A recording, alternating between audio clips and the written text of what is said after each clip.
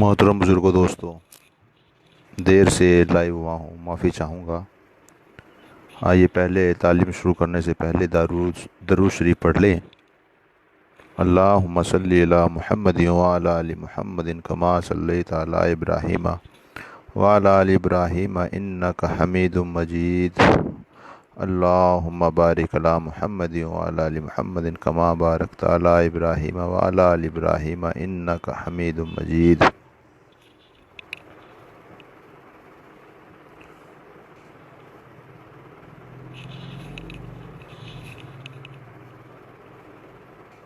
حضرت داؤد علیہ السلام۔ اللہ تعالیٰ نے حضرت داؤد علیہ السلام اور حضرت عیسیٰ علیہ السلام سے تقریباً 1000 سال پہلے بنی اسرائیل میں پیدا فرمایا۔ آپ نے جالوت بادشاہ کو قتل کر کے بنی اسرائیل کو اس کے ظلم و ستم سے نجات دلائی۔ اللہ تعالیٰ نے انہیں دولت و حکومت کے ساتھ نبوت و رسالت بھی عطا فرمائی تھی۔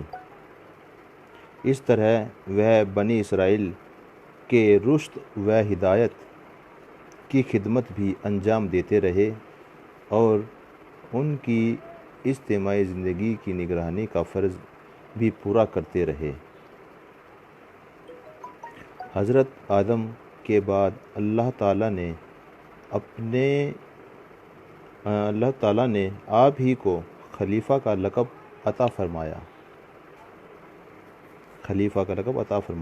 حضرت آدم علیہ السلام کو اللہ تعالیٰ نے انہیں زبور نامی کتاب دی جس میں تورات کے مطابق احکام تھے، مگر اس کا اکثر حصہ اللہ کی حمد و ثنا، بشارت و خوشخبری، وعظ و نصیحت، علم و حکمت اور خدا کی تسبیح میں مشتمل تھا۔ اللہ تعالیٰ نے حضرت داؤد علیہ السلام کو ایسی آواز عطا فرمائی کہ جب زبور کی تلاوت کرتے تو جنات و انسان، جنگلی جانور اور پرندے سب جھومنے لگتے اور ان کے ساتھ خدا کی حمد و تسبیح میں مصروف ہو جاتے۔ اللہ تعالیٰ نے ان کو پرندوں کی بولیاں سکھائی، لوہے کو ان کے لیے نرم کر دیا جس کی وجہ سے وہ آسانی کے ساتھ جیرے بنا لیتے اور لڑائی کے موقع پر ان کو پہن کر دشمن سے اپنا بچاؤ کرتے تھے۔ ان کو بیچ کر اپنی روزی کا انتظام بھی کر لیا کرتے تھے۔ 40 یا 70 سال بنی اسرائیل پر کامیاب حکومت کی اور 100 سال کی عمر میں عبادت کی حالت میں ان کا انتقال ہوا، شہر صہیون میں دفن ہوئے۔ مخلوق کو رزق دینا یہ اللہ کی قدرت ہے۔ اللہ جسے چاہتے ہیں رزق عطا کرتے ہیں اور جسے چاہتے ہیں رزق کو چھین لیتے ہیں۔ اللہ تعالیٰ نے دنیا میں جتنی مخلوقات پیدا کی ہیں ان تمام کو خواہ و خشکی میں ہو یا تری میں، جہاں کہیں بھی ہو، بر وقت رزق پہنچتا ہے، اور یہ نظام جب سے دنیا قائم ہوئی ہے اس وقت سے لے کر قیامت تک چلتا رہے گا، مگر اس میں نہ کوئی پریشانی اور نہ کوئی تھکن ہو رہی ہے۔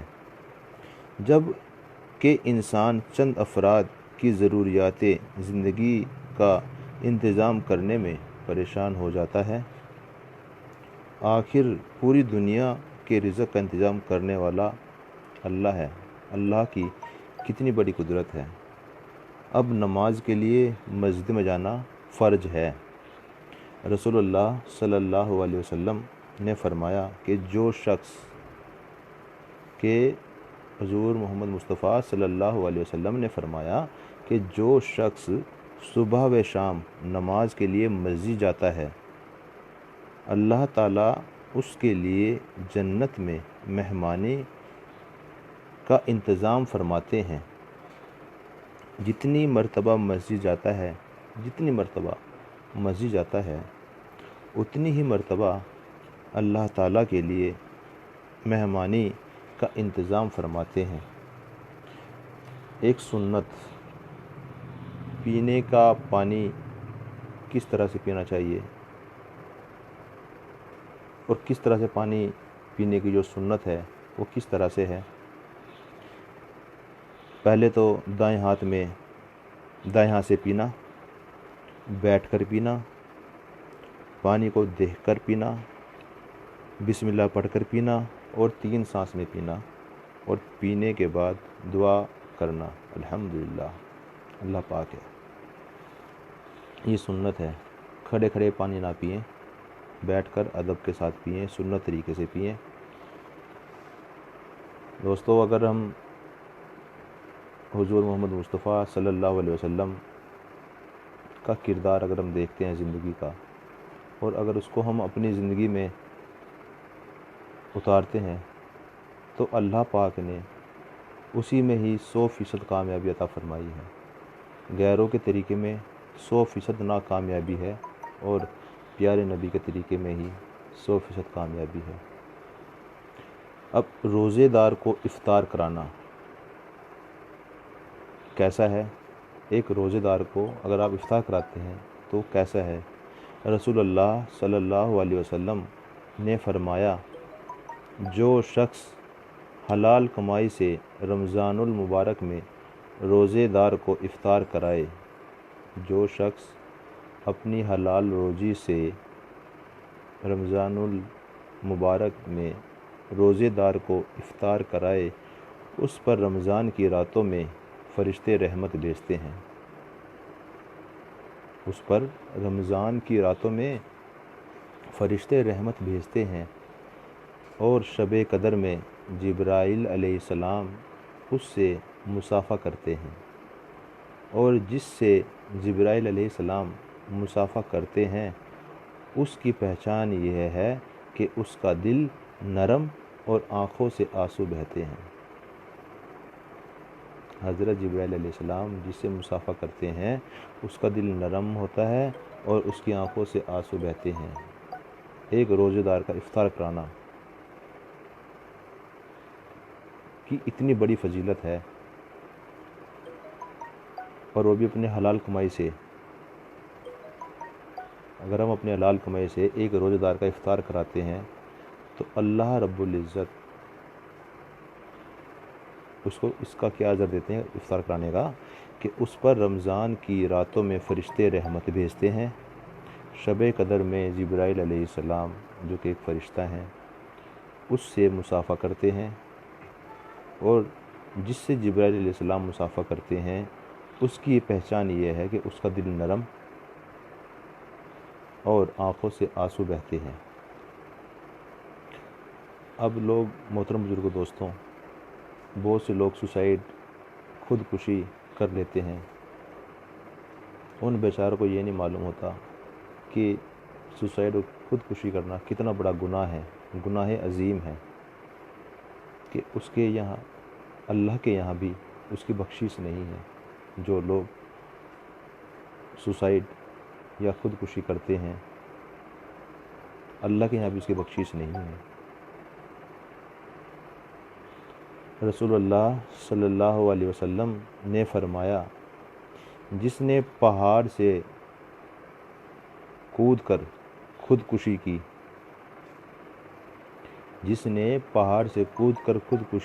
وہ جہنم میں ہمیشہ کے لیے لڑکتا رہے گا۔ خودکشی کرنا اتنا بڑا گناہ ہے کہ جس نے پہاڑ سے لڑک کر خودکشی کی وہ جہنم میں ہمیشہ کے لیے لڑکتا رہے گا۔ اللہ کے یہاں اس کی بخشش نہیں ہے۔ محترم بزرگوں، دوستوں، جو شخص خودکشی کرتے ہیں، جس نے لوہے کے ٹکڑے یعنی ہتھیار سے خودکشی کی، جس نے لوہے کے ٹکڑے یعنی کہ کسی ہتھیار سے خودکشی کی، اس کے ہاتھ میں وہ لوہا ہوگا اور جہنم میں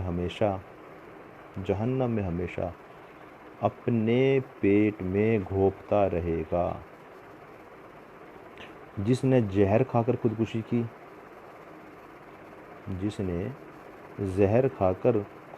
کی اس کے ہاتھ میں زہر ہوگا اور جہنم میں ہمیشہ اس کو پھانکتا رہے گا، پیتا رہے گا۔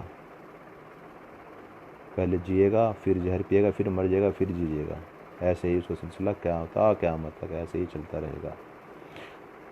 اس لیے کہا گیا کہ اللہ کے یہاں سوسائڈ کرنے والوں کی، خودکشی کرنے والوں کی کوئی سنوائی نہیں ہے، کوئی جگہ نہیں ہے۔ ایسے لوگوں کی جگہ صرف جہنم ہے، دوزخ ہے۔ اس زمانے میں جو لوگ گھریلو پریشانیوں یا کسی ٹینشن میں آ کر دوا کھا کر یا اونچائی سے گر کر یا کسی اور طریقے سے مر جاتے ہیں، وہ اپنے لیے جہنم کا راستہ ہموار کرتے ہیں۔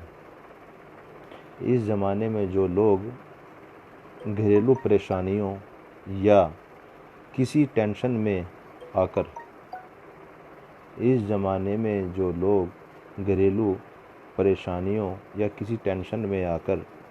دوا کھا کر یا اونچائی سے گر کر یا کسی اور طریقے سے مر جاتے ہیں، خودکشی کر لیتے ہیں، سوسائڈ کر لیتے ہیں، تو وہ اپنے لیے جہنم کا راستہ ہموار کر لیتے ہیں، یعنی کہ جہنم کا راستہ کھول لیتے ہیں۔ حضور صلی اللہ علیہ وسلم حضرت ابن عباس رضی اللہ تعالیٰ عنہ بیان کرتے ہیں کہ رسول اللہ صلی اللہ علیہ وسلم اور آپ کے گھر والے بہت سی رات بھوکے رہتے تھے۔ ان کے پاس رات کا کھانا نہیں ہوتا تھا، جبکہ ان کا کھانا عام طور سے جو کی روٹی ہوتی تھی اور کالی کھجور اور پانی، یہ ہمارے حضور صلی اللہ علیہ وسلم کا کھانا تھا۔ اور کبھی بھی انہوں نے پیٹ بھر کر کھانا نہیں کھایا، جو کی روٹی کبھی پیٹ بھر کر نہیں کھائی ہمارے حضور پاک نے۔ اور آج دیکھ لو، رمضان کا مبارک مہینہ چل رہا ہے، لوگ ٹھوستے ہیں فجر میں، سحری جب کھاتے ہیں تو پیٹ بھر کے سحری کھاتے ہیں، افطار کرتے ہیں تو پیٹ بھر کے افطار کرتے ہیں۔ اور ہمارے حضور صلی اللہ علیہ وسلم نے کبھی پیٹ بھر کے زندگی میں کھانا بھی نہیں کھایا۔ پرہیزگار لوگوں کے لیے خوشخبری دوستوں، قرآن میں اللہ تعالیٰ فرماتے ہیں کہ بے شک پرہیزگار لوگ باغوں اور چشموں میں ہوں گے۔ بے شک پرہیزگار لوگ باغوں اور چشموں میں ہوں گے۔ ان کو کہا جائے گا کہ تم ان باغوں میں امن و سلامتی کے ساتھ داخل ہو جاؤ، اور ہم ان کے دلوں کی آپسی رنجش کو اس طرح دور کر دیں گے کہ وہ بھائی بھائی بن کر رہیں گے، اور وہ تختوں پر آمنے سامنے بیٹھا کریں گے۔ منقع سے علاج۔ حضرت ابو ہند داری رضی اللہ تعالیٰ عنہ کہتے ہیں کہ رسول اللہ صلی اللہ علیہ وسلم کی خدمت میں منقع کا تحفہ ایک بند تھال میں پیش کیا گیا۔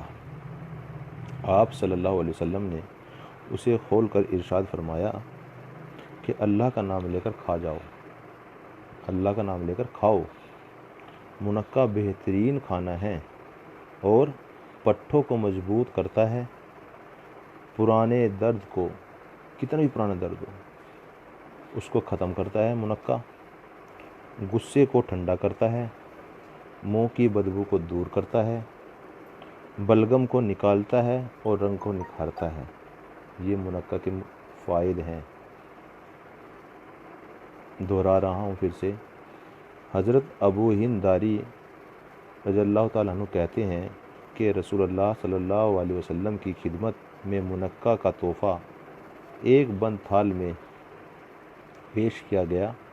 آپ صلی اللہ علیہ وسلم نے اس کو کھولا اور ارشاد فرمایا کہ اللہ کا نام لے کر کھاؤ۔ منقع بہت مفید چیز ہے، فائدے کی چیز ہے، بہت بہترین کھانا ہے جو کہ پٹھوں کو مضبوط کرتا ہے، پرانے سے پرانے درد کو صحیح کرتا ہے، رنگ کو نکھارتا ہے، غصے کو ٹھنڈا کرتا ہے اور منہ کی بدبو کو دور کرتا ہے اور بلغم کو نکالتا ہے۔ قرآن میں اللہ تعالیٰ فرماتے ہیں اگر تم صدقات کو ظاہر کر کے دو، اگر تم صدقات کو ظاہر کر کے دو یعنی کہ صدقے کو بتا کر دے رہے ہو تو یہ بھی اگر تم صدقات کو ظاہر کر کے دو تو یہ بھی اچھی بات ہے، اور اگر تم صدقات کو چھپا کر فقیروں کو دے دو تو یہ تمہارے اور زیادہ بہتر ہے، اور اللہ تعالیٰ تمہارے بعض گناہ معاف کر دیں گے، اور اللہ تعالیٰ تمہارے بعض گناہ معاف کر دیں گے، اور اللہ تعالیٰ تمہارے کاموں سے باخبر ہیں کہ تم جو بھی کام کرتے ہو اللہ تعالیٰ اس کو سمجھتے ہیں، جانتے ہیں کہ تم کیا کر رہے ہو کیا نہیں کر رہے ہو، اللہ کو ساری سمجھ ہے۔ جان بوجھ کر قتل کرنا بھی یہ بہت بڑا گناہ ہے۔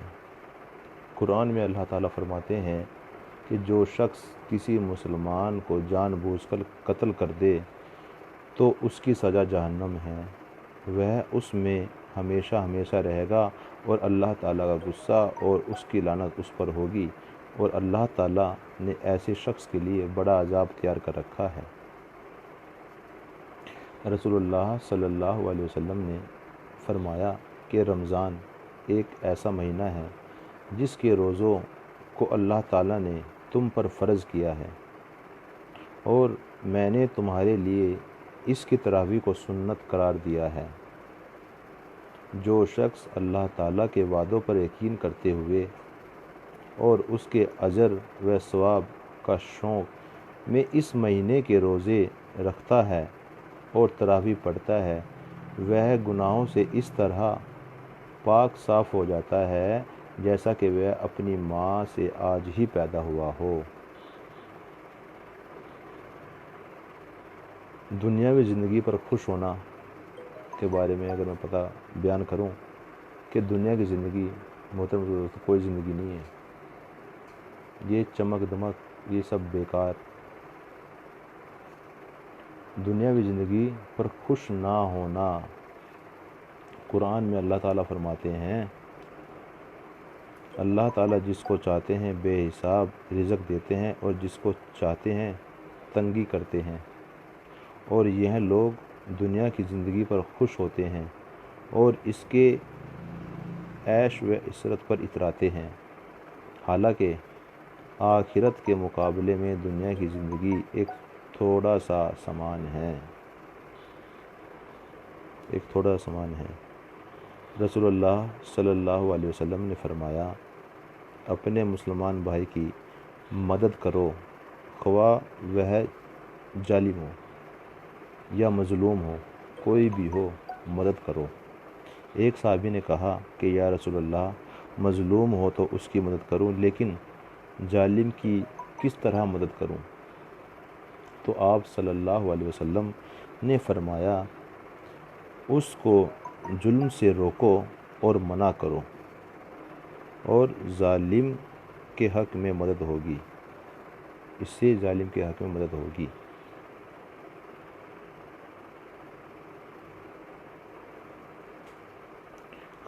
اب حضرت انس رضی اللہ تعالیٰ عنہ فرماتے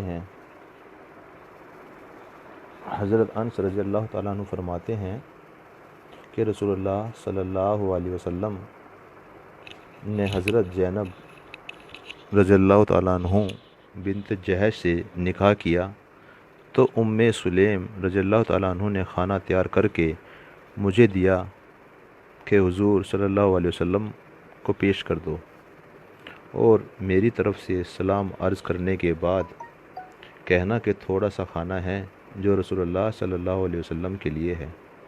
حضور صلی اللہ علیہ وسلم نے اس کو گھر کے ایک کونے میں رکھوا دیا اور مجھے بھیجا کہ میں صحابہ رضی اللہ تعالیٰ عنہ کو بلا کر لاؤں۔ وہ غریبی کا زمانہ تھا۔ تقریباً 300 لوگ آ گئے۔ رسول اللہ صلی اللہ علیہ وسلم 10 افراد کو گھر میں بلاتے اور کھانا کھلاتے، یہاں تک کہ سب پیٹ بھر کر کھانا کھا چکے۔ جب میں نے اس کھانے کے برتن کو دیکھا تو میں یہ نہیں سمجھ سکا کہ جس وقت میں کھانے کا برتن لایا تھا اس وقت اس میں کھانا زیادہ تھا یا زیادہ تھا۔ یہ کھانے میں برکت تھی۔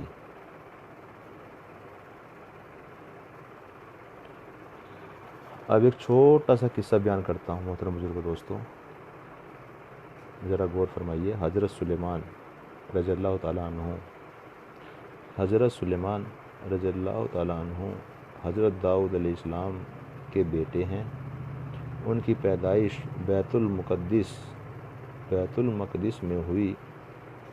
بچپن ہی سے ہی بڑے ذہین، سمجھدار اور فیصلہ کرنے کی صلاحیت رکھتے تھے۔ چنانچہ حضرت داؤد علیہ السلام اہم کاموں میں ان سے مشورہ کرتے تھے۔ سلیمان رضی اللہ تعالیٰ عنہ جوان ہوئے تو حضرت داؤد علیہ السلام کا انتقال ہوا۔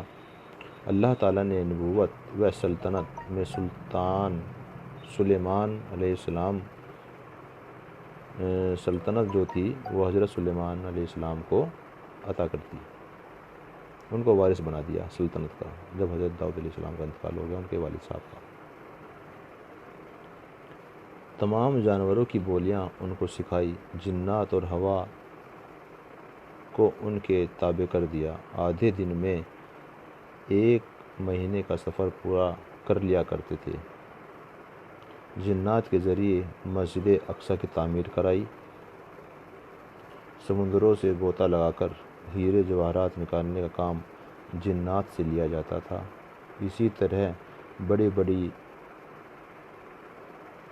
ڈھانگیں اور پتھروں کو تراش کر بڑے بڑے حوض بنانے کی ذمہ داری جنات کے حوالے کر رکھی تھی۔ یہ سب چیزیں اللہ تعالیٰ نے حضرت سلیمان علیہ السلام کو انعام و احسان کے طور پر عطا فرمائی۔ جنات بیت المقدس کی تعمیر میں مصروف تھے کہ حضرت سلیمان علیہ السلام اپنی لاٹھی کا سہارا لیے کھڑے تھے تو اسی حالت میں 53 سال کی عمر میں ان کا انتقال ہو گیا۔ انا للہ و انا الیہ راجعون۔ اسی کے ساتھ محترم بزرگوں دوستوں میں اجازت چاہوں گا۔ سبحان اللہ و بحمدہ، سبحانک اللہم و بحمدک، ونشہد ان لا الہ الا انت، نستغفرک و نتوب الیک۔